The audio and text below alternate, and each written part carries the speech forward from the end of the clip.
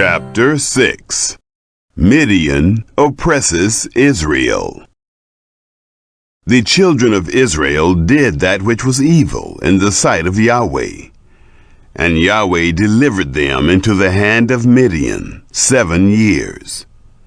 The hand of Midian prevailed against Israel, and because of Midian, the children of Israel made them the dens which are in the mountains, and the caves, and the strongholds. So it was, when Israel had sown, that the Midians came up, and the Amalekites, and the children of the east. They came up against them, and they encamped against them, and destroyed the increase of the earth, until you come to Gaza, and left no sustenance in Israel, neither sheep, nor ox, nor donkey. For they came up with their livestock and their tents. They came in as locusts for multitude. Both they and their camels were without number. And they came into the land to destroy it. Israel was brought very low because of Midian, and the children of Israel cried to Yahweh. It happened, when the children of Israel cried to Yahweh because of Midian, that Yahweh sent a prophet to the children of Israel, and he said to them, Thus says Yahweh, the God of Israel, I brought you up from Egypt, and brought you forth out of the house of bondage, and I delivered you out of the hand of the Egyptians, and out of the hand of all who oppressed you, and drove them out from before you, and gave you their land. And I said to you, I am Yahweh your God. You shall not fear the gods of the Amorites, in whose land you dwell, but you have not listened to my voice. The call of Gideon. The angel of Yahweh came, and sat under the oak which was in Ophrah, that pertained to Joash the Abiezrite, and his son Gideon was beating out wheat in the winepress, to hide it from the Midianites. The angel of Yahweh appeared to him and said to him, Yahweh is with you, you mighty man of valor. Gideon said to him, O my Lord, if Yahweh is with us, why then has all this happened to us?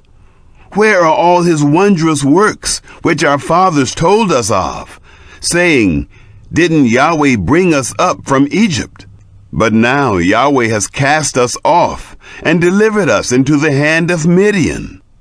Yahweh looked at him and said, Go in this your might, and save Israel from the hand of Midian.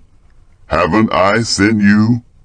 He said to him, O Lord, how shall I save Israel? Behold, my family is the poorest in Manasseh, and I am the least in my father's house. Yahweh said to him, Surely I will be with you, and you shall strike the Midianites as one man. Gideon's offering consumed with fire.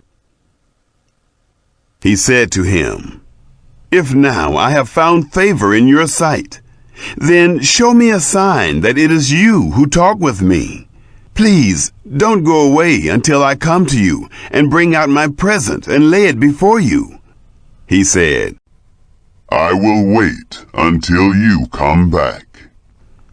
Gideon went in and prepared a young goat and unleavened cakes of an ephah of meal.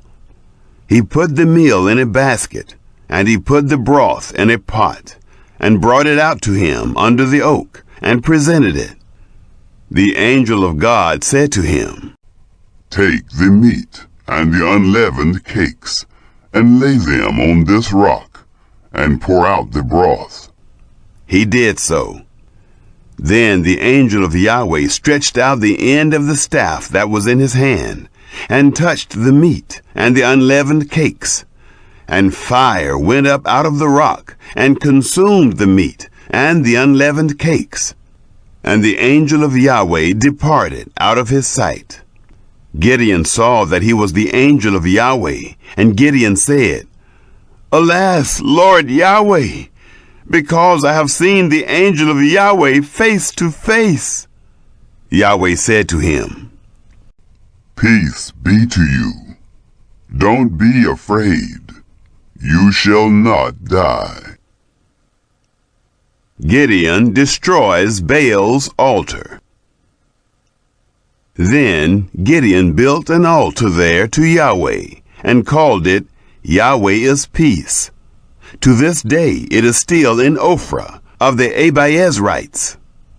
It happened the same night that Yahweh said to him, "Take your father's bull, even the second bull, 7 years old, and throw down the altar of Baal that your father has, and cut down the Asherah that is by it, and build an altar to Yahweh your God on the top of his stronghold, in an orderly way. And take the second bull, and offer a burnt offering with the wood of the Asherah which you shall cut down." Then Gideon took 10 men of his servants, and did as Yahweh had spoken to him. And it happened, because he feared his father's household and the men of the city, so that he could not do it by day, that he did it by night. When the men of the city arose early in the morning, behold, the altar of Baal was broken down, and the Asherah was cut down that was by it. And the second bull was offered on the altar that was built. They said one to another, "Who has done this thing?" When they inquired and asked, they said, "Gideon, the son of Joash, has done this thing." Then the men of the city said to Joash, "Bring out your son, that he may die, because he has broken down the altar of Baal, and because he has cut down the Asherah that was by it." Joash said to all who stood against him, "Will you contend for Baal, or will you save him? He who will contend for him, let him be put to death while it is yet morning. If he is a god, let him contend for himself, because someone has broken down his altar." Therefore on that day he named him Jerubbaal, saying, "Let Baal contend against him, because he has broken down his altar." Gideon's army. Then all the Midianites and the Amalekites and the children of the east assembled themselves together, and they passed over and encamped in the valley of Jezreel. But the Spirit of Yahweh came on Gideon, and he blew a trumpet, and Abiezer was gathered together after him. He sent messengers throughout all Manasseh, and they also were gathered together after him. And he sent messengers to Asher, and to Zebulun, and to Naphtali, and they came up to meet them. The signs of the fleece. Gideon said to God, "If you will save Israel by my hand, as you have spoken, behold, I will put a fleece of wool on the threshing floor. If there be dew on the fleece only, and it be dry on all the ground, then shall I know that you will save Israel by my hand, as you have spoken." It was so. For he rose up early on the next day, and pressed the fleece together, and wrung the dew out of the fleece, a bowl full of water. Gideon said to God, "Don't let your anger be kindled against me, and I will speak but this once. Please let me make a trial just this once with the fleece. Let it now be dry only on the fleece, and on all the ground let there be dew." God did so that night, for it was dry on the fleece only, and there was dew on all the ground.